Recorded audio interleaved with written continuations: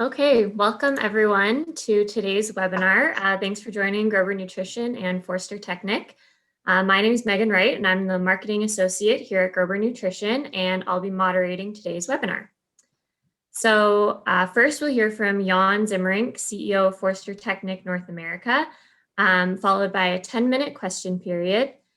Then two of our Grober Young Animal Specialists, Vanessa and Serena, will give their presentation, and then we'll do another 10 to 15 minute question period. So to ask a question at the webinar, at the bottom of your screen, you'll see a little Q&A box. So just click on that and type in there. Feel free to type your questions in as you think of them during the presentation, and then we'll make sure to get through as many as we can at the end of each speaker. All right, so let's get started. First up, we have Jan, CEO of Forster Technik North America. Jan provides on-farm technical support worldwide for Forster Technik, and he went to agricultural school in Holland and afterwards worked at dairy farms in Africa, Europe, and a beef farm in Texas. So he immigrated to Canada in 1987, where he managed a veal farm and introduced the automatic calf feeders. For the last 25 years, he has helped improve and make the machines more farmer-friendly. In the last 8 years, he has traveled the US, China, Japan, Europe, South America, and Canada to implement protocols, management tools, and provide training to help farmers and dealers successfully work with automatic feeders. So we're very happy to have him here with us today. And Jan, I'll pass it over to you. Thank you, Megan. So first of all, thanks a lot to Grober Nutrition and for Megan organizing this. Well, what I would like to do here this afternoon, talk a little bit about auto feeders, how to be successful, and what to do and what not to do. So started here. If there's any questions, let me know. So when you start rearing calves, we all know that there are challenges, right? We have challenges with temperature, moisture, dust in some places, not much around here, but we do. Colostrum could be an issue. Colostrum management, genetics also is part of it. Environment is a big part. Eating, feed, what feed are you using? Is the right stuff? And of course, management. We all know about the 5 C's. They're very important. I'm not going to talk about colostrum here. Today, we all know how important that is. We got to feed the calves. We got to make sure we clean.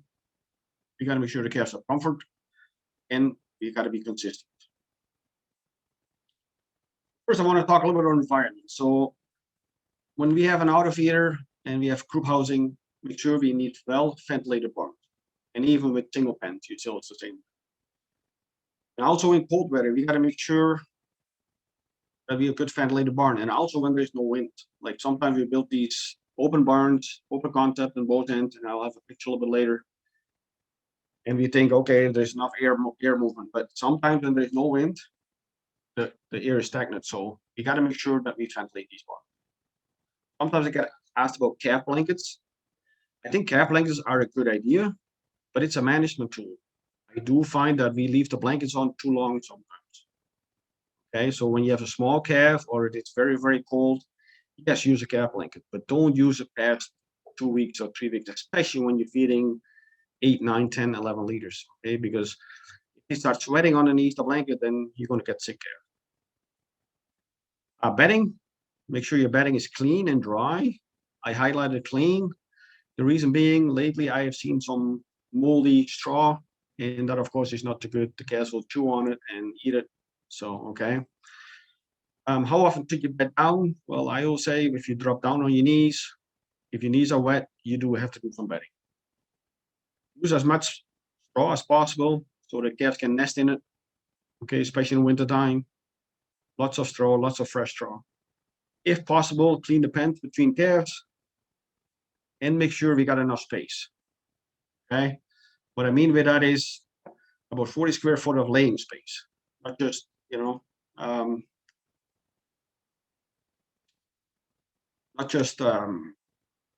do your calves drink, but actually laying space, okay?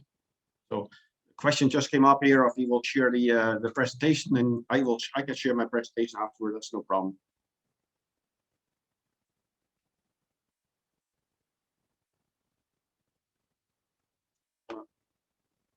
Oh, sorry, for some reason it was not going. There we go. So the positive pressure systems, what we sometimes use, make sure that is all done correctly. So their land initiative is from the US, and they have a very good website where you can go on and they will tell you exactly how big of a tube you need, where the cat's going to be. And so that is the right amount of air movement for each barn. We want to move air come through the holes, but we don't want the cold air to reach the calves. Again, the fan should be running all the time. Here on the left side, you see one of the hard plastic ones, but we also use for drainage. Of course, you use them, they're more expensive, but of course, they don't break. On the right side, you see a barn where we helped design. It's a barn in Indiana.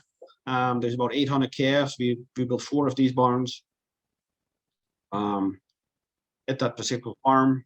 And you can see the tubes in the middle there. We have 2 tubes. You can see the barn is wide open, but we still need the tubes. And we almost to a point where we might need another one in the middle for the summertime. So, okay. The other thing what we need is we need lots of drainage. So you see here a couple of examples. On drainage underneath the nipple, drainage where the calves are eating, drinking water, while eating the calf starter. So make sure we got a lot of drainage. Now I want to talk a little about water. And if anything today, if you guys can take this home with you, it is very important to test the water. Okay, I recommend that we test the water at least every year, preferably every 6 months. And not just for bacteria, but also for metals. And I'll show that in a second. Because if you are in the process of weaning a calf, for example, for every kilo of calf starter, we need about 4 liters of water. Also with the milk repatriation, of course. You know, when the feeders are mixing with milk repatriation, 89% of the diet is water. So we gotta make sure that we know what we put into the calf. With our temperatures here, warm water is always better because the calves will drink more. The more water, the better for the calf. The cheapest medication what you can buy. Okay. So when you do your water test over here, I have a couple of guidelines what we should look at. And my main concerns, what I see around here in North America is sodium, iron, and of course bacteria, but bacteria we all know. Have a look at the sodium. And we all know sodium is salt, and we know it's coming from the water softeners possibly, right? So make sure you manage your water softeners. We even see high sodium without water. Plus, add the sodium from the milk repatriation. Milk repatriation will have some sodium too, so make sure we know what we're doing. And sodium could cause calories. Okay. The other big one, what we see here is iron. If you have high iron in your water, that does taste. So that means the calf don't really like the taste. So if you have a problem weaning or stuff like that, make sure that you don't have too high iron in your water. Or I would recommend an iron filter. They're not that expensive and they work very, very well. We have a couple of farms I work with, one in the US and one out east, where they had complaints about weaning, they had complaints about crotch sucking a little bit. So then we run some water samples and we had tremendous high iron. And he put an iron filter in, and he said it was it turned around immediately from the day they put the iron filters in. So just have a look at your waters, okay? Then I like to throw this on one as well. You know, our newborn calf, they're babies, right? And we should treat them like that. Oh, we get to the calf feeders here. Auto calf feeders, the ones where we have, even though you're in groups, in most cases, we still feed the calves individually. We can feed vitamins to individual groups, to individual calves, to different groups. We can do liquid or powder. We can go all the way up to 4 nipples with 4 calves drinking at the same time. Weaning, to me, is one of the biggest advantages from the auto feeders. If you do it right, you got full control over the calf performance. I'll get back to that a little bit later. We got complete automatic cleaning of all components now with our new hygiene boxes. I'll be talking about that soon too. We got all kinds of software programs. We got priority control. That means we can prioritize young over old. We got IQ heating for always the correct feeding temp. So we always know exactly the temperature at the nipple. And automatic calibration. First of all, how do we prepare the milk? You see here on the right side, our new mixing jar that comes now with the newer feeders. It has a bayonet lock on it. So what can happen for cleaning, you can just turn the mixer jar and it comes right off the mixer motor, so it's easy for cleaning if you had to. For example, in our case, the calf enters the station and the machine said, okay, I can give you 1.7 liters right now. The first mix will be 350. Then we do 2 500 mixes and 1 350. Why are we doing that? It's a couple of reasons. One is if you're feeding an additive or anything like that, it will not be the first mix. Also, you see a temperature sensor there on the right side of the mixing jar. That's reading the temperature all the time, with or without milk in the mixing jar. And if there is a reading cool on the 10 degrees, we actually compensate the boiler. So we always have a warmer temperature mixing. The mixing motor itself is a very high intensive mixture that we mix the milk preparator the way it should be mixed. And that's constantly tested at a lab. So then we have the auto calibrations. So on this screen on the right, you see the mixing jar and the mixing motor, and they're all on a load cell. So what we can do is we can automatically calibrate powder, water, milk, whatever you're feeding, fully automatic up to 4 times a day. I recommend that we do 1 time a day water, automatic calibration of the water, once a day automatic calibration of the powder. I like to do the powder like 5 o'clock in the morning or something like that, so that when you come in the barn, if there is a problem, you will know.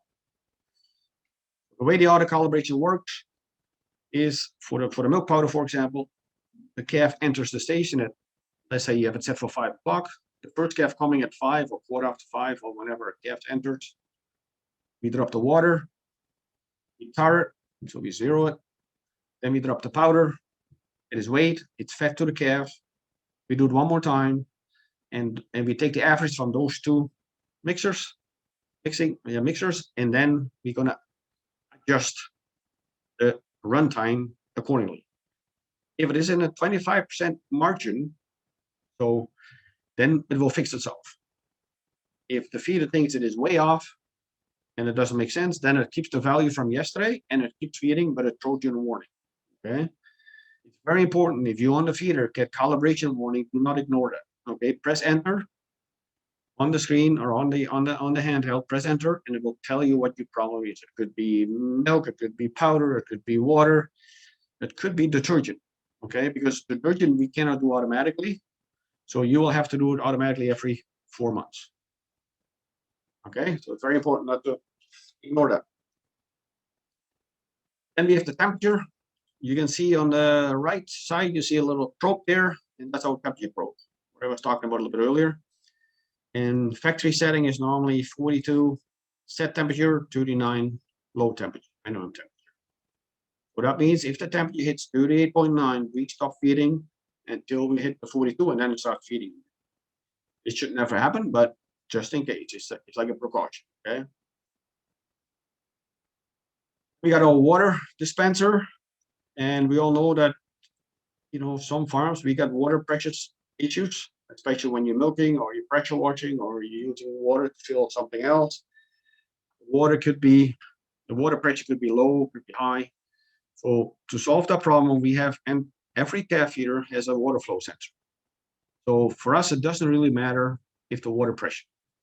Flow sensor will adjust pressure accordingly. Then I want to get into cleaning a little bit here. Like we all know, we got to clean, we got to be clean. Before we came up with a hygiene box, and I'll explain that in a second, it is very important that we get the suction hoses clean. So you see here the hose from the machine to the calves.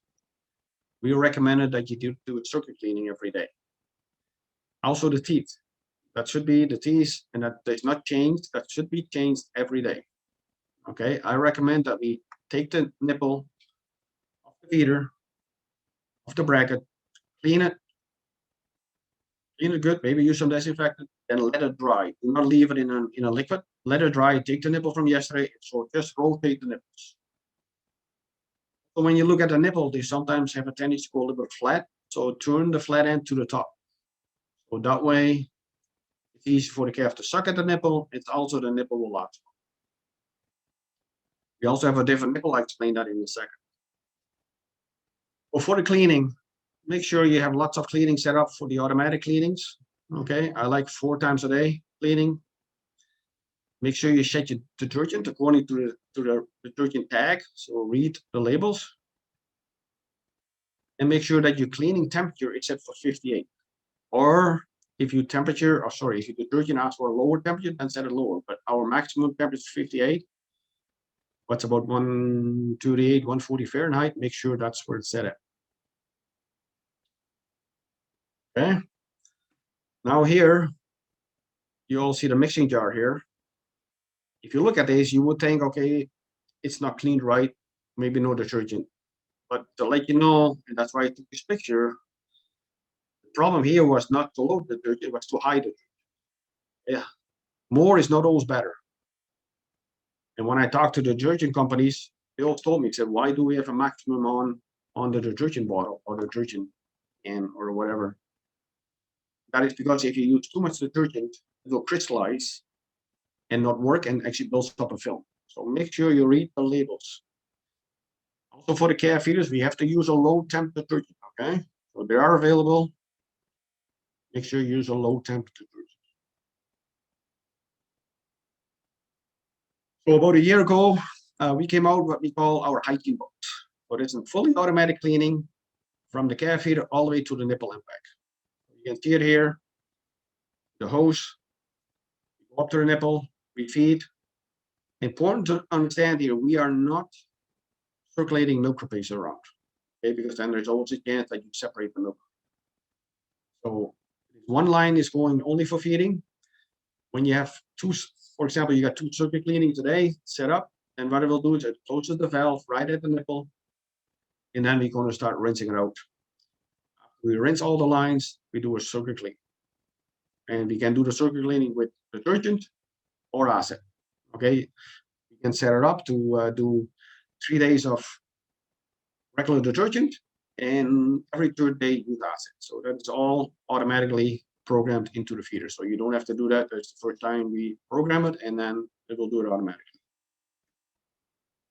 Here's our hygiene box. So you can see in the middle picture, the top line coming in, that is your milk line. The bottom line is going back to the feeder for cleaning only. You see the three-way valve. So you can see that everything is getting cleaned all the way up to the nipple.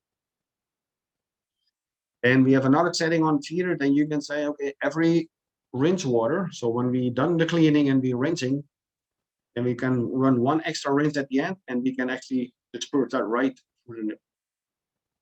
So that way everything gets clean. Here's a layout. You can see how the cleaning goes right through the valves, right to the heat exchanger. Or if you don't have a combi feeder, you have just a powder feeder, it goes right to the boiler area, and then goes right back into the nipples. Here on the top, you see our detergent on the left and the right. The red is always acid, and the blue is regular detergent. The green one in this case is just an additive we use. Okay, so we have the possibilities to get it. You will have to order this with the feeder when you get the feeder. It's all available. And also, you see it on the left side, you see what we call the yellow nipple. It's made from a special antibacterial compound, what we use. So there's 2 things. It keeps a lot cleaner, and what we find from the people, what they tell us, it's easy to clean, and in case it'll seem to last longer. I'm not sure about the last one because it's made from the same material, but and then we can spray the nipple. So you see the spraying there, that is basically water up directly to the water line, and we can set them on a feeder to spray it for like 2 seconds or 1.5 seconds or 3 seconds, or whatever you want. What it does is it sprays off the nipple after each calf, and it kind of, you see the funnel, it keeps everything nice and clean. Here we got a little bit in the layout of the feeder. You see here, you know, when they install the feeder, and this is one of the mistakes what I see too much yet, is that the line from the nipple back to the feeder should drain back. You see it here, the milk line itself is draining back. Why is that important? because after there is no activity on the feeder for, I think it's 265 seconds, we open up the drain valve and the feed valve. So we actually would drain the line out back to the feeder. So if there's milk left or water left, it's all drained out. But when the next calf comes, there's no cold milk or cold water sitting. The height, we say between 50 and 80 centimeters. Depends, of course, how your barn is laid out and how, where is your machine sitting, where is your stall sitting. I like to be closer to 50 than 80. And the reason is very simple. If you look at the mom's udder, it's also lowered to the ground. So you want it so that when the calf comes to drink, it has kind of put the neck down a little bit. So it's more the way it would drink from the mom. And it's very important to keep the hoses as short as possible. Shorter hoses, less chance for bacteria build up. So when you buy the feeder, you have a couple of options. We can do the top one, that is the most normal, what we see the most here in Canada, because the farms are not as big as they are in the US. So we have priority valves, so we only have one calf drinks at the same time. If you don't like that, if you said, no, I want my calves to drink at the same time, then we can add one of these, what we call an IFS, individual feed station. So that means we have one priority and one pump. So that way the calves can always, if you have two stations, you put one of them in a priority, so both calves can drink. We can put two of them plus the priority, that means you got 3 stations and 2 calves can drink. On the bottom, you see what I call the quadro. That can feed 100, 110 calves. But calves are all fed at the same time, so it works great if you have a large farm and you adding like 20, 25 calves every week or every 2 weeks, then they work great. So we use that normally at the bigger dairies. We have a couple of can are running like this too for beef operation or field operations. Then of course we got our calf feeders. You see the powder feeder, strictly powder. On the right side you have a combi feeder, so you feed powder and milk if you want it. There are all the options what we have. Now we get into calves on the feeder. People ask me this question a lot. What age should the calves go on the feeder? What I will say is it should not be you deciding, it should be the calf deciding. It should be a management decision. What I mean with that is some calves are ready to go on the feeder at day 1 or 2 or 3 already. And some calves might need 4, 5, 6 days. So very important, you do your cluster management, right? Then when you cluster management, when you're done feeding the cluster after a day or 2 days, whatever you do, it's your cluster management, then make sure you use the same milk replacer what you used on the calf feeder. The calf feeder has an extra portion option, so you can actually use the calf feeder to mix the milk replacer. Then you feed the calf the bottle. I like the calves to be in the same area as the calf feeder. Why? Because it's that environment, so they're already in the same environment. When you feed the calf the bottle and this calf is hungry and ripping this bottle to the front gate, it's ready to go on a calf feeder. It walks good, it's healthy. If it's day 2, day 3, day 4, doesn't matter. You can put this calf on the feeder. The other big issue is with calves on group feeding. When you put the calf on the feeder, make sure it's hungry, so it follows you. Do not force the calf in the station. Do not throw the calf in the station. Right? Just have the bottle or your finger, the calf will follow you. The calf goes on the nipple. We have a little prime button there where the milk comes. And the calf start drinking. It latches on. You leave. Let the calf figure it out. And then I recommend that you leave the calf for at least 12 hours. So do not go back in there and train the calf, because if you do that, you can still train in the calves at 6 weeks. It's just what I call it, you gotta give the calf some tough love. I know it's hard, and we all have to learn this, but if you don't do this, the calf is going to teach you instead of you teaching the calf. So give the calf a little bit of time. If you have more calves in there, they just teach each other. Okay, and you'll be surprised if you follow that. And 90-95% of the calves you only have to train once, maybe one more time, but normally 1 or twice. It's all you need to do. Here you see the little prime button. What we use, the older machines had the push button on the top, but now you see top right, you see the little green, so we have a little color, a little light here too, so you know exactly if the light's on green, that means there's milk. If the light is blinking slowly, you know that the calf is getting the last portion. It's just, and if it's blinking very fast, then the calf is finished with the milk. And that's also the push button for priming the milk, so that the milk is coming right to the nipple.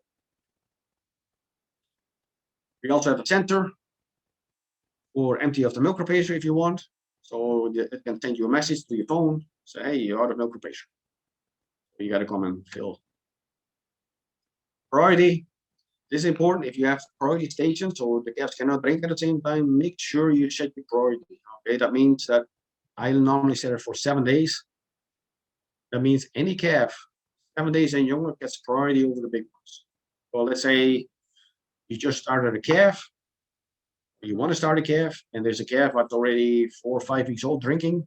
So soon that calf walks into the station and it's recognized, it will switch to that calf. Okay, because our mixing jar has different level sensors and we know exactly how much is in there, so they won't steal from each other. For example, if it mixes 500 mils, have empty, then 250 mils go through one calf and 250 to the other one. Okay, so use the priority, it's very important. Also, when you start calves, we have an option here that what we call is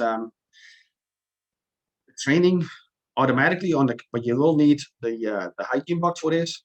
So you can set this up that when a new calf comes in for the first 4 or 5 days, the pump will automatically start up a little bit and pumps a little bit of milk to the nipple. It's easy for the calves to start. So then I want to talk a little bit about management. As most of you guys know, that we have the handheld on the feeder. Handheld is very easy to work with, very simple. It has SD card slot, so the SD card is used for backups mostly. So it's important that there's always an empty SD card in the feeder, especially if you don't have a cloud or if you don't have calf manager. Make sure there's an SD card in there, because if there is any problems, power failure, or you have a problem with the CPU card, with the main card, we have a backup. Okay. So you see a couple of options here. We have the handheld, we have our cloud, and we have our calf manager. I will discuss them all. But when you check the calves, of course, you're going to check alarm calves, you check consumption calves, you check calves visits with or without milk. So that will tell you, hey, this calf came and there was milk, or this calf showed up and there was no milk available. We got entitled calves, that are calves that can drink right now. And then we have, then of course, make sure you check your calves in the pen all the time, right? I've highlighted check drinking speed. Right now, that is the main thing I want you guys to check. Okay, what we do is we'll take the average drinking speed from each calf from the last 3 days. So not from the group, from each calf, we know the drinking speed. And if that's below 80, 85%, you should check the calf. I'm not saying to go in, grab a needle it. No, go in, check the calf. If the calf looks good, you can do 2 things. Leave it till the next time she comes, or you give it a bottle of electrolyte. Okay. If after a couple of hours the calf comes back and the drinking speed is still low, then you might want to do something. If you follow the drinking speed, especially my big farms up in Indiana, we have some in Florida, we have some in Minnesota. What they tell me is the big farms where we have 10, 12, 14 feeders, they tell us they save about 15, 20% on the treatment. Okay, do not ignore that. For example, you see it here on in the front, you have calf number 9, you see the group, you see the station, the number 1, 2 station. The first column is consumption percentage. The first on the consumption percent, the first column is today, and that's live. So that is right now. So for example, calf number 4 has a check mark. That doesn't mean check mark is 100%, but it does mean that she drank 100% for the day. She drank 100% so far today. There's more milk coming after. And if you just click on the enter button, it will tell you when the calf can drink. On the right side, you see drinking speed today and yesterday. So 80% or below, check the calf. Check mark is 100%. Check mark plus is actually the calf is drinking faster than its average. Okay. The calf manager, we got all kinds of graphs and color coding. So if you see red, that means an alarm. We can check calves that have been off the feeder. Like the calf manager keeps the data also from calves that are weaned. What I want to talk about a little bit here is the calf cloud. So our new feeders for the last 2 years, they are cloud-based. All you have to do is run an Ethernet cable from the calf feeder to the router. And the calf cloud at the moment it's free. Okay, there's no charge. What you need to do is you got to go to www.calf-cloud.com, sign up. You need to do that. It takes 24 hours and you sign up. Okay. And you got all this information. You can get it on your phone, you can get it on your computer. You also have a calf app. Okay, that is on your phone. The calf app, you can check quickly on the phone what you do. You can actually make changes to it. Important to know, the calf app only works on the local network. So the calf app Go, that's what it's called. So if you download it, you got to go to calf app Go. Get that, make sure you're on the local network. If not, use the cloud. The cloud, you can check the calves anywhere in the world. Okay. For example, I think I'm now to 6,000 calves on my cloud. Okay, you can check calves anywhere and anybody's if you want. So this is what you get on the calf cloud. You see what the calf drinks. So for example, this calf, it drinks around 7, 8 o'clock, 3 liters, then it drinks again 2.5 and 2.5. You can see that the target of this calf is only 7.6 liters a day. And you see the black dots, that means the calf showed up 1, 2, 3, 4, 5, 6, 7, 8, 9, 10 times without feed. So this calf is hungry. Should be fed more. But this way you see it very good. So how do you sign up for the cloud? And not only is this for farmers, but also for milk replacer people or consultants and stuff. They can also sign up. Okay, so you sign up to the cloud, you fill out this registration here, you send it to our cloud, you get a message back, hey, here you go, and you're all set up. Then what you do, if you have your feeder yourself, you go under the main menu, that is the number 2 button on the handheld. You go to device data, you go to cloud, and there you see an authorized token. Okay, put that token there in the cloud. So when you got a cloud open, you go to the calf feeder. That's the one on the left. You see auto feeders. Then you go to plus. That means add. And there you put in the token. Okay. Once that token is accepted, it will tell you it's accepted or the token is wrong. But if the token is accepted, you will have access on your computer to this feeder anytime. Important to know, this token will change at least once a day. Okay. So if you're at the farm and you're a consultant or you're a milk replacement rep, you're the farmer, you said, oh, you know what, I'm going to take a picture of the token and I'll put it in tomorrow. All that ain't going to happen. So you got to put it in right away. If it is accepted, you're good to go. If for some reason you didn't put it in the same day, just call the farmer and ask for the token again because the token is wrong. Okay. Also, what we have now is a calf app Vital. It's new. We just released that. It's also an app where we can take temperature from the calf. And if it is the temperature sensor is also an app, it's also cloud-based. You can actually match it. If not, you can just put in the temperature and it will send it all to the cloud. You can also do the detection and interference, look at the disease, right? You can see, just take a picture of the calf itself and send that, or you can just score it, the nose, the eyes, the ears, hours, whatever. Okay, you can send that and it will all automatically go to the cloud on that calf. We're working on the neck bands right now for activities for the calves. That is still not quite available yet for farm use, but we have it at a 5,000 cow dairy in Indiana where we're testing it. We're testing it right now at the University of Guelph. We just started that. And we are in the process of starting it up at a beef operation up in British Columbia. So we want to talk a little bit about programming and the calves itself. So what is our goal? Our goal is to raise a healthy calf, low mortality, best growth we can get, early calving, and we like to get more milk in the first lactation. How do we do that? Well, first of all, we got to feed the calves. Well, here's my first slide here about some feed schedules. I'm running a bit low on time here, so I'll speed up a little bit. You see here that we feed 8 to 9 liters, and we go from 9 to 10. So day 15, we feed 10 liters. We stay there till about day 42, and then we wean them for 14 days. So these calves are 56 days on the feed. The feeding limits, minimum is 1. The calf can never get more than 2 liters or 2.5 or 3. Okay. Quickly go through these. Then we have our new 40 Fit program, but it's used a lot on the feeders.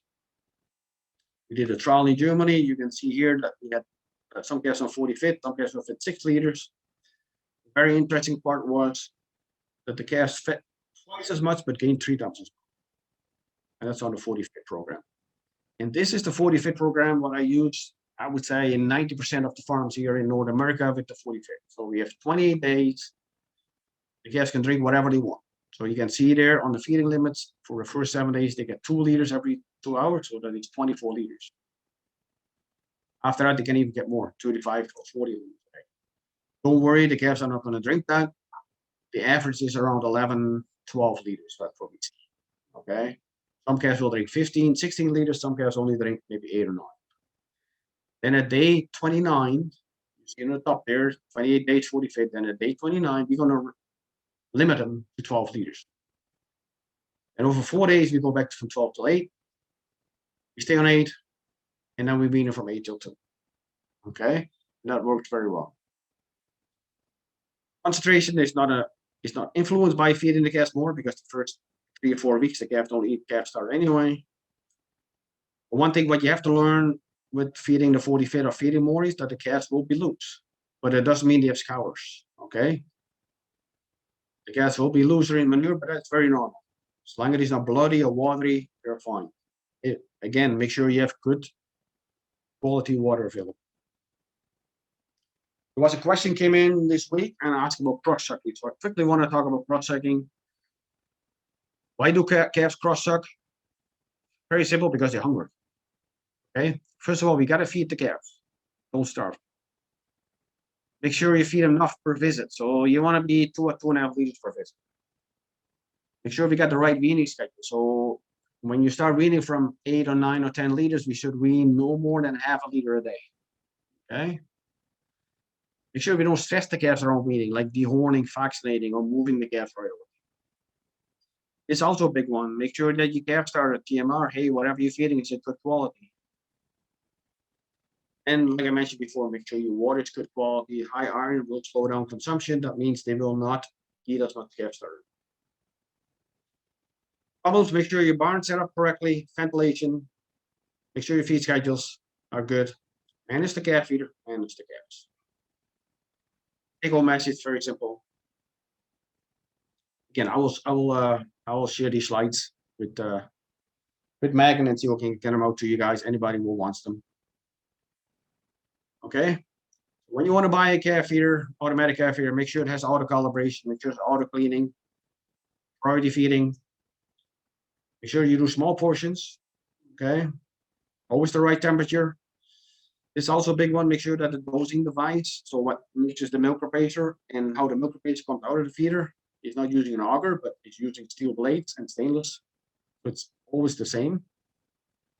High capacity boilers. Make sure you got your software for traceability and cloud-based. Also, without cloud and the app, you can get messages on your phone if there's a problem with the calf feeder. Very quickly, the calf rail. Not much time for it, but I think you all know. You might have heard about a calf rail. If we feed calves in single pens, that's an option. Here's a layout here for a double calf rail, 64 calves. We can now go to about 100 calves if you wanted to with 2 calf rails. We keep it warm. We clean the nipple. We also see here that we have the same button there for everything. It's our first installation in Canada in 2014. Double calf rail on in Saskatoon. Here, a couple of layouts from farms. What we have, this you see a quadro here with the hygiene boxes. Jersey farm. And this is a project I did in China, 15 feeders. So that is it, what I have. I got a couple of questions here, so I'll click on that and see what the questions are.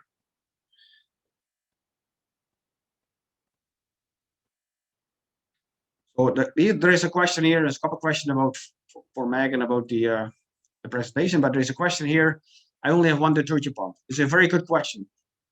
If you only have one detergent pump, what I would recommend, instead of buying another one, unless you want to buy a second one, that you run a circuit cleaning manual one. So you can run a manual circuit cleaning on the feeder. If you need help to do how I can help you out, give me a call or send me an email. But what you do is you run a manual circuit cleaning. When you start the manual circuit cleaning, there should be a timer coming up after a little while. It does all the pre-rinsing first, so the pre-rinse of the water, get rid of the milk. And once the pre-rinsing is done, then is a timer coming up on screen. And when the timer comes up, and it's either 5 minutes or 10 minutes, depends on your type of feeder you have, that's why you can add some acid right through the mix. So instead of going to the pump, you just put the acid right into the mixing jar. But you have to wait till that timer that counts down from 5 or 10 minutes, and then you put it in, and then it will also go to the same system. So it's the same way. If you do that, maybe if you haven't done it at all, I would maybe do it 2 or 3 times a week to start. And after that, go down to maybe once a week or every 5 days. Okay, so hopefully that answers the question there. Not sure if there's any other questions, but then I will stop share here. Any comments on high water in nitrates? Yeah, of course, if you have high water in nitrates, it's of course not good for the calves either. So you gotta, look after your water.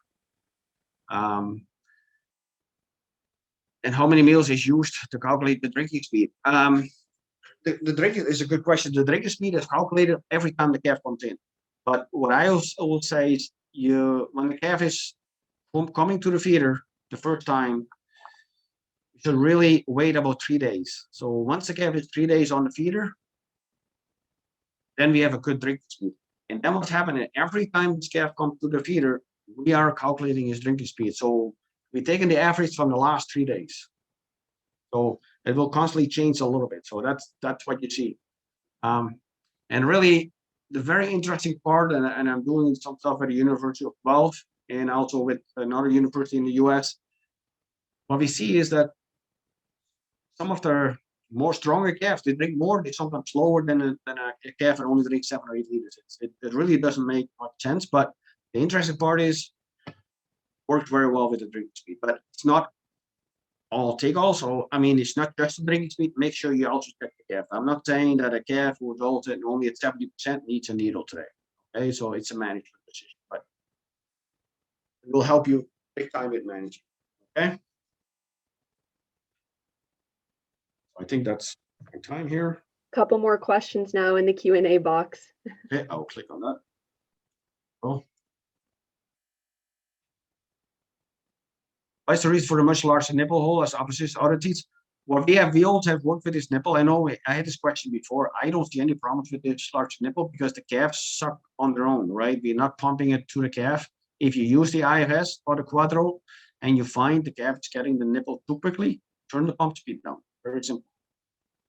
Turn the pump speed down. I like when the calf can drink through this nipple. Just make sure that you, again, that you follow the instruction of setting the calf feeder up. Mixing jar and the level of the milk never should be higher than the nipple. That's very important. Okay. Here's another one. Recommended protein for starter. Well, I'm not a feed guy. I will normally say, for me, the quality is more important than what the protein is, but I think you want to probably 18-20% for sure. You want to be there, but I'll leave that up to the experts. Okay, but I think what I see in my travels, the biggest issue what I see is the quality. Sometimes, especially when farmers mix it themselves, what you sometimes see is, or is mixed by somebody else, that that it changes sometimes in molasses. Maybe there's more molasses or less molasses, and that of course it stays. So again, no changes. Be consistent. Again, we are feeding babies. Make sure, because we are feeding babies, make sure it is consistent and quality. To me, the quality is more important than anything else, because I find too often when you walk into a farm and they have problems, you find moldy hay or. And the other thing with the calf starter is, and it's a good question to have this discussion, do not put a ton of calf starter out. You only have 7 or 8 or 10 calves, just put enough calf starter out for the day, okay? Because it starts going moldy, it starts going wet. Okay, make sure there's enough calf starter for the eat. It should be ad lib. Just make sure. And if it gets a little bit dirty or wet, pick it up, throw it by your older heifers, and give them fresh stuff. Okay, make sure it's fresh.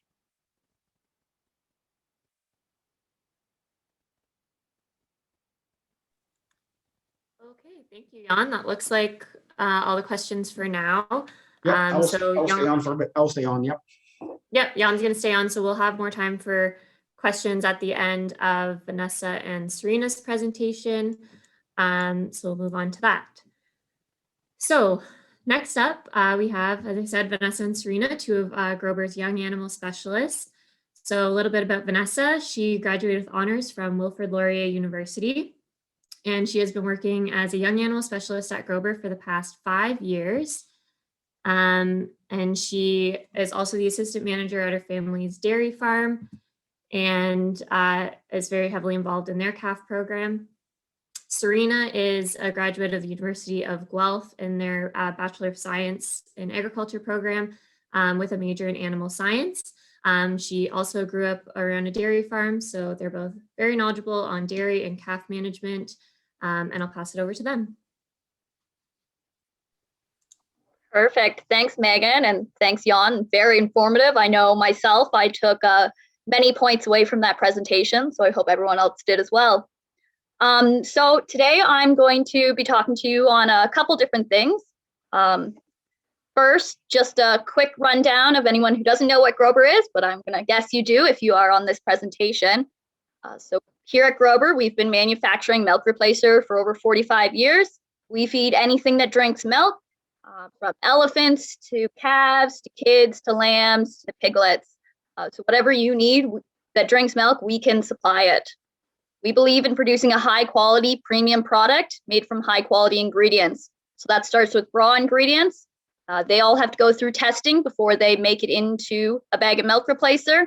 And then each batch of milk replacer is then tested to ensure what's in the bag is on the tag. We're committed to offering on-farm and dealer support through colostrum testing, calf audits, GrowFacts, water testing, troubleshooting on-farm, and cost calculators. So we've got plenty of stuff out there to help you guys. All right, so today I'm going to be talking about a product. I'm actually not going to say the name of the product till the end. If you do figure it out partway through my presentation, just keep it to yourself, write it down. You can claim all the glory at the end, but just try and save it for the rest of everyone. So this product's actually been around for years. It's been proven to decrease calf mortality, increase your average daily gains. It helps with gut development and immune systems. In the dairy industry, we take the calves away from their dams, and when we do so, we take on the responsibility to raise those calves in a clean, safe environment with the proper nutritional care. We need to set them up for success so that they can repay us in the future with their performance in our herds. So the product I'm going to talk about has been shown to assist in gut development and digestion. It's a source of vitamin A and E, which is important as calves are born deficient because vitamin A and E can't cross the placenta. This product also helps to stimulate a local immune response within the gut, and it's full of hormones, growth factors, and cell modulating factors. So to start off, why is gut development important? Well, it's important for 3 reasons. 1, the microbiome, which is in the gut. So that's the bacteria that's naturally found within the calf's gut. It's important that we give good bacteria because the more good bacteria, the less bad bacteria, and the stronger the calf. Gut development is also important for the immune system, as 70% of immune cells are located within the calf's gut. And the 3rd reason is absorption. To increase digestion and give the calves the best start quickly, we need to make sure that the gut is able to absorb as much as possible.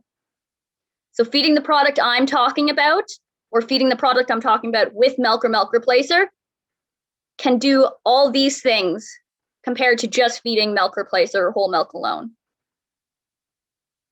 So I'm not going to touch too much on the microbiome or the immune system. I have done a previous presentation that is available on Grober's YouTube. So if you want more questions on that or want to check it out, just head to Grober's YouTube. Shameless plug, I know. So the microbiome, as I said earlier, decreasing the risk of scours, we need to load up the calf's gut with good bacteria and less bad bacteria. For the immune system, the product that I'm talking about has been shown to increase the amount of good immune cells within the gut. So a stronger gut, healthier calf. One study actually saw a difference in immune cells up to 5 days later, which is huge. And absorption, so the real meat and the potatoes. So with this product, they've seen an increase in the villi size. So I don't know if you can see we'll get this guy. So these are the villi. They're located on the calf's gut. And this down here is the crypt portion. So with this product, they've actually seen an increase in these villi. And this is due to growth factors and hormones that are located in the product. This increase in villi increases the surface area of the gut. So the increase in surface area leads to more available space for the body to absorb nutrients. Research is also looking at if amino acid absorption has increased. That's still in the early phases, so more research needs to be done on it. So growth factors and insulin are found in this product, but they're actually not absorbed or have shown to be not absorbed in the calf. But they do help digestibility through improving the intestinal epithelial, so these little cells here.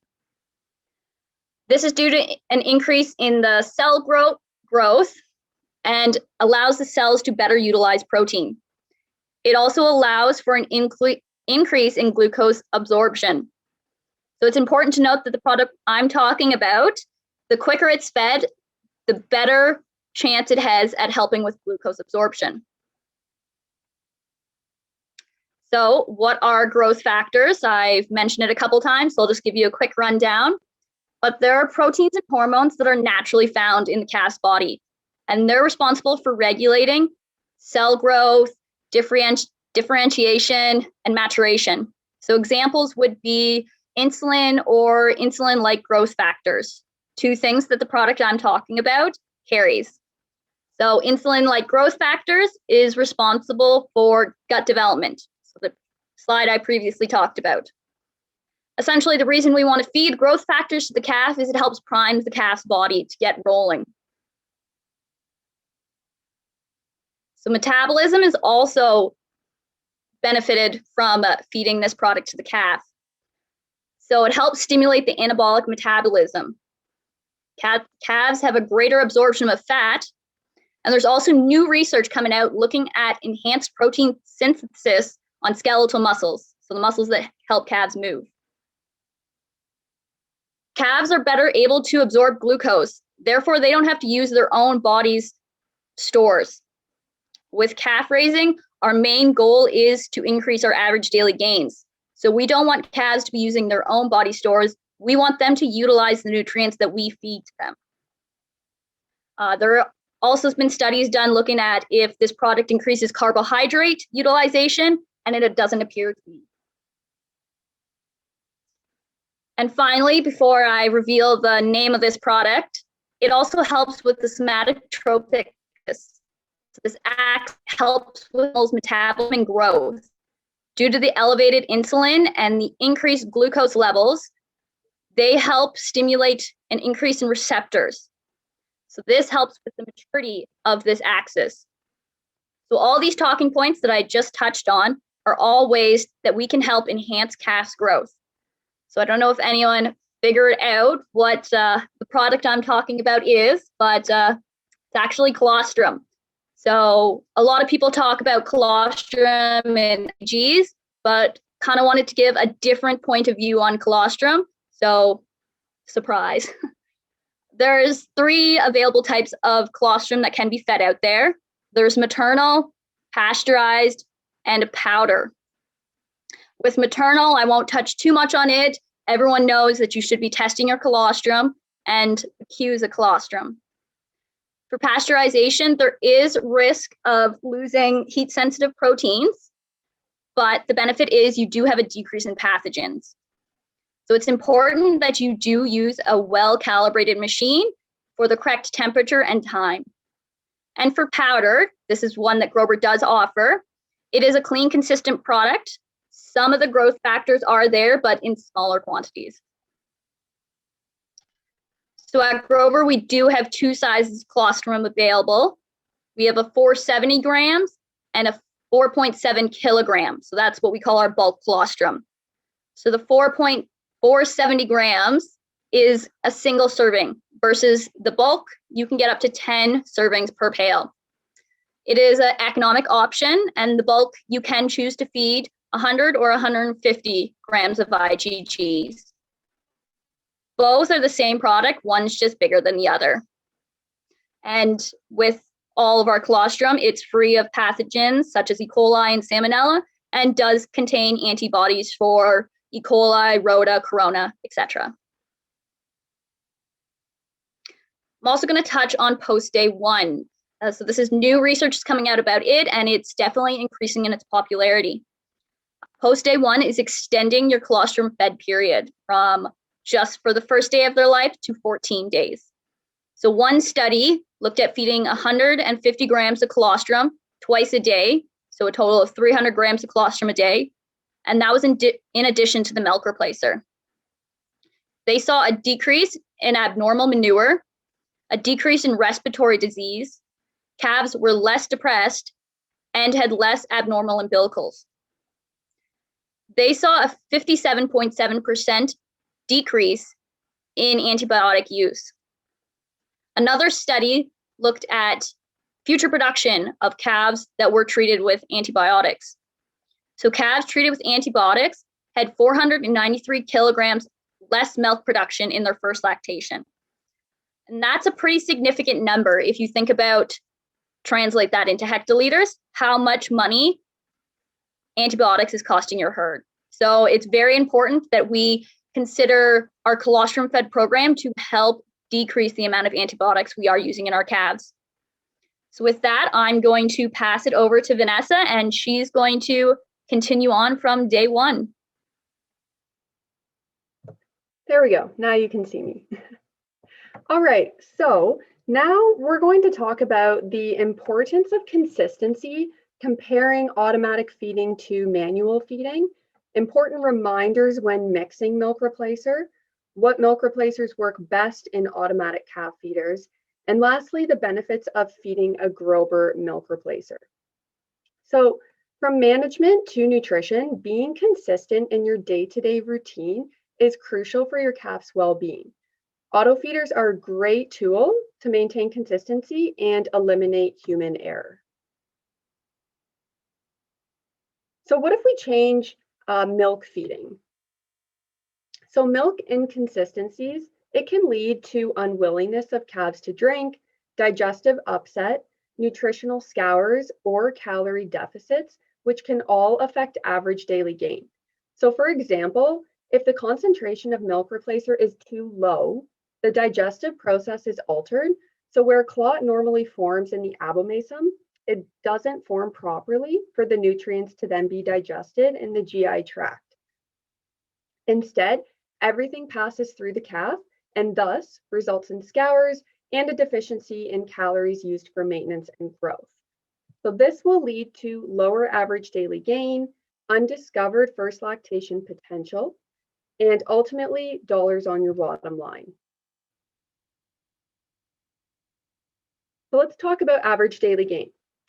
Do we actually know how many calories our calf is receiving? At Grober, we are able to help you determine calorie intake based on your feeding plan, and we can make recommendations on any necessary changes, especially in the winter months. So if you would like to learn more, please reach out to us. In a study found in the Journal of Animal Science, a study was completed on feeding consistencies.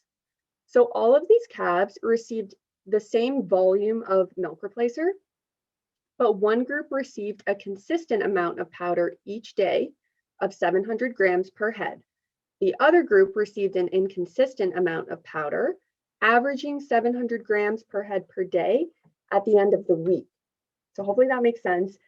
Calves with consistent amount of milk replacer, they actually gained 20% more body weight prior to weaning compared to the calves that were fed inconsistently.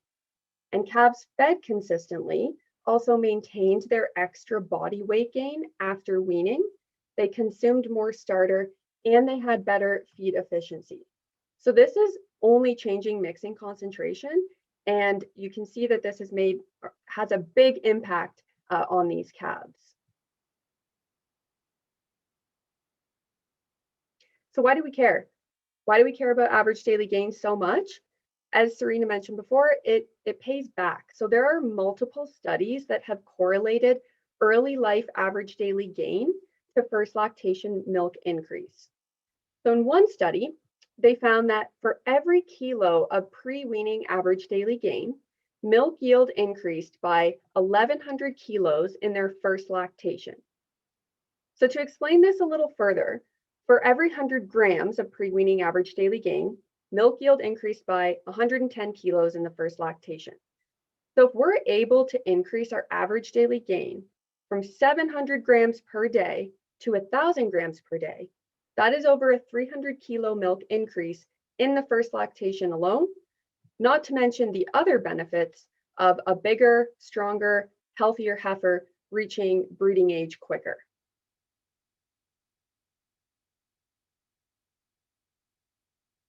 Okay, let's talk about mixing milk replacer. So some important reminders to maintain consistency. This is huge on farm because I feel like we often see producers sometimes taking shortcuts. So we really want to promote using a scale, not a plastic cup or a bottle to measure water, and use a thermometer, not your finger. And make sure that you're mixing in the liter, not on the liter, which I will explain in a second. Temperature. So if you have an auto feeder, you can set the appropriate mixing temperature and feeding temperature, as Jan had mentioned. If you are manually mixing, some important reminders. So mixing temperature, minimum 45 degrees Celsius so that the fats will fully emulsify, maximum 60 degrees Celsius so that the proteins will not denature. And if it is over 60, that may also lead to poor mixability. So typically, you use hotter water to mix milk replacer, then you use cool water to top up to the final volume and bring the temperature down to drinking temps, which is 38 to 42 degrees Celsius.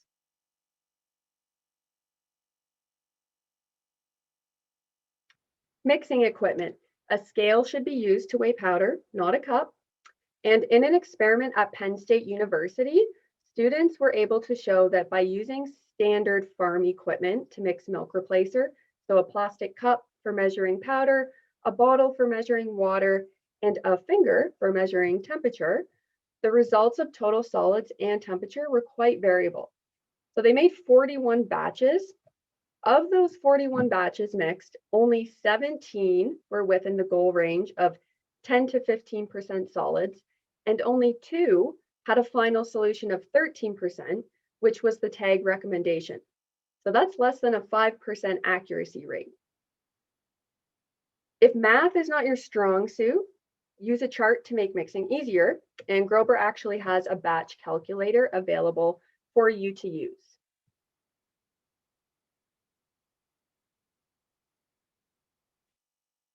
Mixing concentration. So make sure that you're following mixing recommendations on the bag. Grober recommends 150 grams per liter. So in this chart on the left-hand side, depending on what the tag recommendations are, so let's say it's 150 grams per liter. If you are using a Forster automatic calf feeder, you actually have to program 176 grams per liter. If you look at the illustration on the right here, the water is added first and then the milk replacer on top. So by setting 176 grams per liter, that will give you a final solution of 150 grams in the liter, which is 15% solid. If you are manually mixing, what I mean by in versus on the liter, let's say, for example, we're just going to make 1 liter of milk replacer. So you're going to pour half the amount of water that you need. So 500 mils hot water, not over 60 degrees Celsius. You're going to then add 150 grams of milk replacer, mix that together, and then you're going to add cool water to top up to your final volume. So you're not adding another 500 mils, you're actually only adding 350 mils, and then that will make your 1 liter of total milk replacer solution at 15% solids. So sometimes it's kind of tricky for producers to understand. Until you actually do it on farm, then you will be able to see the differences. If you still have questions on this, feel free to reach out to me after.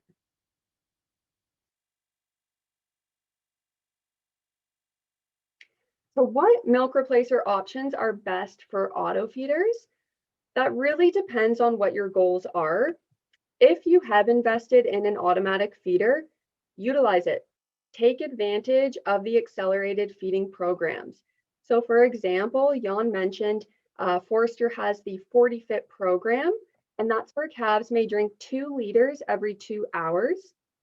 So it's promoting a more natural feeding mechanism of consuming multiple small meals per day, and that's going to get you the most benefit out of this system. If you are feeding on an accelerated plan, so 9 liters or more per day, you may consider choosing a more economical milk replacer option. For example, Grober High Performance, 22% protein, 17% fat.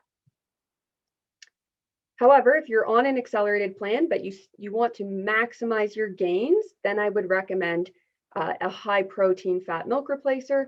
So Grober Excel, 26% protein, 18% fat, or Grober Achieve, 24% protein, 22% fat. If you are on a limited feeding plan, so less than 9 liters per day, you want to choose a nutrient-dense milk replacer with high protein and fat, especially higher fat in winter months, depending on if you are housing your calves indoors or outside. And that's something we can also take a look at, calorie intake based on what the environmental temperature is that your calf is being raised in. What about acidified milk replacers? Can you use an acidified milk replacer in an automatic feeder? Yes, you can.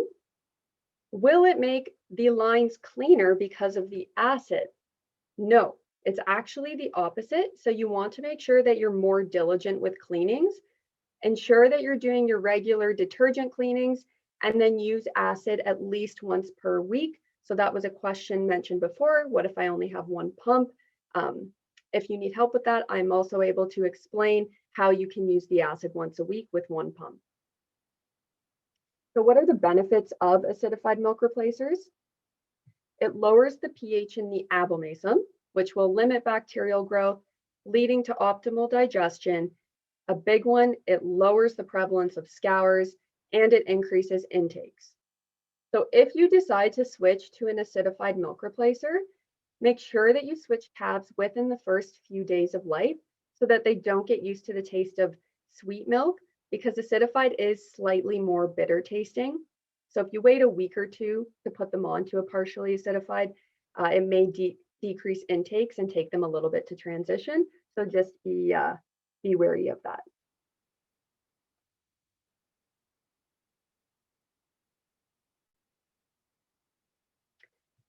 Okay, so why should you choose a Grober milk replacer?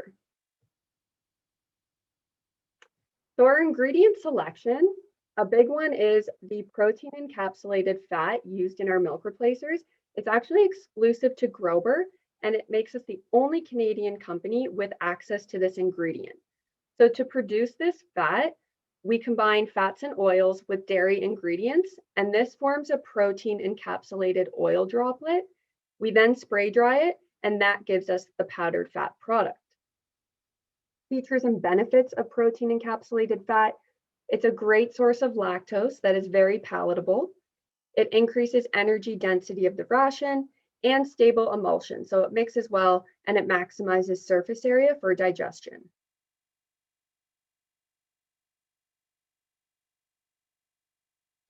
Mixability. So Grober adds 2% liquid fat, which improves mixability. It also limits dust control, which is very handy when you're pouring a bag of milk replacer into the hopper of an automatic feeder. And all ingredients, including the vitamins, minerals, and additives, they're tested to ensure that they actually stabilize and stay in suspension, so nothing will sink to the bottom. So if you do notice a lot of sedimentation or particles left over in your bottles and pails, your calves are not reaping the benefits for what you paid for. So if we look at this video here, this is showing the effect of adding 2% liquid fat. So notice the difference in how fast one milk replacer over another will disperse into solution. So it sinks to the bottom much quicker, which is ideal for mixing, especially larger batches of milk replacer. So if you had to guess which one is Grober, I think it's fairly obvious, but it is the one on the left, and you can see how much quicker it's falling down.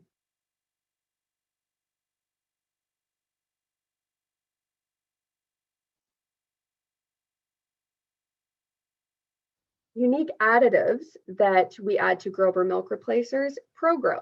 So what is ProGrow? It contains pre and probiotic sources, yeast cell wall components, essential oils, and supplementary B vitamins. So blending these ingredients together and adding them to milk replacer formulas, it provides added protection and regulation to the calf's gut. So we know that probiotics provide a source of healthy bacteria. Prebiotics provide an energy source for healthy bacteria, and the yeast cell wall contains mannan, oligosaccharides, and beta-glucan, which bind to pathogenic bacteria. And lastly, Grow Mega. So Grow Mega is our newest additive that we have just recently started adding to our milk replacers. It is a Grober Nutrition developed encapsulated form of tributylin for use in milk replacer. So typical butyrate products, they quickly disassociate in solution, so the animal's stomach, and they enter the bloodstream without potentially making it to the desired action site lower in the gut. So by encapsulating tributylin, it removes the pungent odor compared to other butyrate products, and we're able to deliver butyric acid molecules to the cells of the lower gut. So Grow Mega, it improves gut development and integrity, and it increases feed efficiency. So there are some benefits as to why you should choose a Grober milk replacer. We discussed a lot of information today. So in closing, we thank you very much for attending, and I will invite Serena and Jan to join me in the question period. So ask away in the Q&A box, or I'm not sure if you can unmute yourself to ask, but maybe Megan can help us out. We'll give a couple minutes here. I know we talked about a lot. Maybe it's a good thing if there's no questions. Is that a good thing? It's a good thing.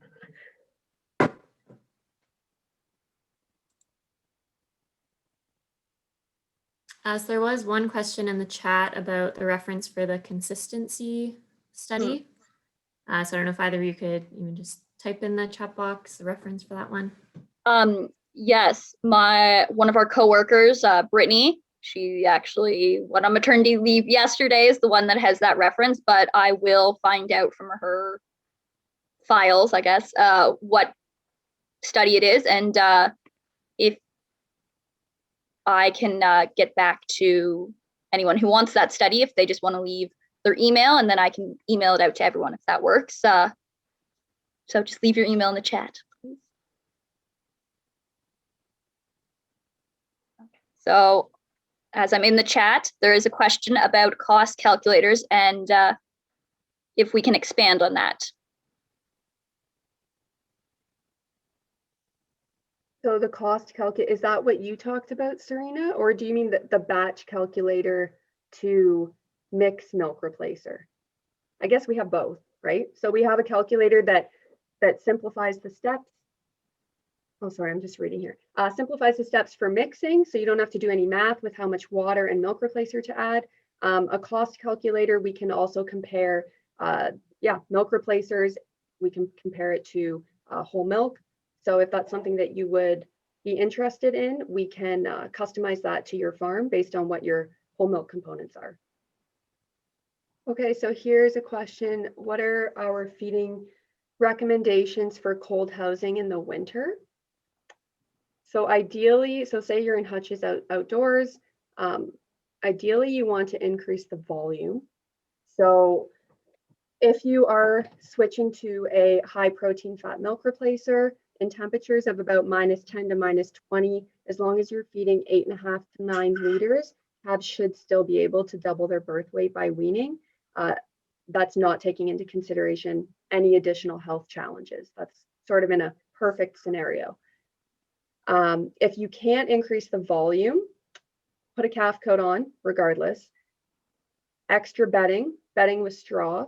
Ensure a nesting score of 3 so that you cannot visibly see the calf's legs or hooves. And lastly, you can increase the concentration. So we recommend 150 grams per liter. You can increase that to 160, 165 grams per liter. But as mentioned in the study that we talked about, as soon as we change concentrations, that can cause some digestive upset for calves. So there's another question about Grow Mega, and I can touch a little more on that. Is it related to preventing leaky gut was the main concern. Not so much as why we developed the product. So it is developed so that we can ensure we are getting tributylin to the small intestine. We should have had our nutritionist on and she could have elaborated a lot more, although I think she is sick of talking about the tributylate, but we didn't develop it to help prevent leaky gut. But I do have your email, so I will email you out our growth hack that our nutritionist did whip up for us. Another question here. Oh, got another couple questions. One for Jan. Talking about cross-suckling, we see that often or just at weaning. How can we prevent it? Just after weaning, yeah. So we have to look at your feed schedule a little bit, I believe, in this case. Like I talked about before, we got to make sure that we have a good weaning schedule. So if you want to email me afterwards, or we can discuss this a little bit. Also, when you move calves, make sure you're not overcrowded. One thing what I didn't put on my list was overcrowding. So we do cross-sucking that way. Also, what I have seen, if you just after weaning and maybe you move calves, you change also maybe a calf starter or you switch to TMR or something like that. That could be also an issue. So I would say check the weaning schedule. Make sure you're not going too fast, but not too slow either. Like you can't go too slow. And then make sure that we check the water and make sure there's not too many changes right at weaning time. So we got to figure out what's happening here. But feel free to give me a call or send me an email, and we can go over your feed schedule at that time. Perfect. All right. One question here about, is it recommended to put colostrum with the milk replacer after they get 3 feedings of colostrum? If you are interested in doing post day 1, that is when you would add the colostrum, kind of day 2, we'll call it, to the milk replacer. But just for the first day or day 0, day 1, whatever you call the day the calf was born, we want to ensure that it's just colostrum for the first 24 hours. And then there was another one I saw over here. So it's group pens currently fed free choice on calf feeder. Just wondering if we should think of a different replacer in winter. That one's Vanessa. Yeah, or Jan. So free choice on a calf feeder. Is this like a homemade auto feeding system where they just drink as much as they want whenever they want, or is it still limited to meal sizes? Yeah, I think that's the main one here. What I find is if the calves eat lots, like 9, 10, 12 liters, then I don't really, it matters too much if you go in there, change the milk proportions, because we just need energy into the calf. So what I find is, but if like Vanessa said earlier, if you only have 8, 9 liters, then you definitely got to look at a higher fat content. But if the calves are drinking 10, 12, 14 liters, you're probably okay with the lower fat. But I think that's what we have to look at here from what are they using? Are they using an ad lib feeder? Problem, of course, with an ad lib feeder is not all of these feeders keep track of what the calves are drinking. So that's of course an issue. So if you know what the calves are drinking, then and there are over 10 liters or close to 10 liters, I'm not too worried about it. But if you're not sure, then you might want to go to a higher fat. Well said. Perfect. All right, we got one specifically for me. There you go.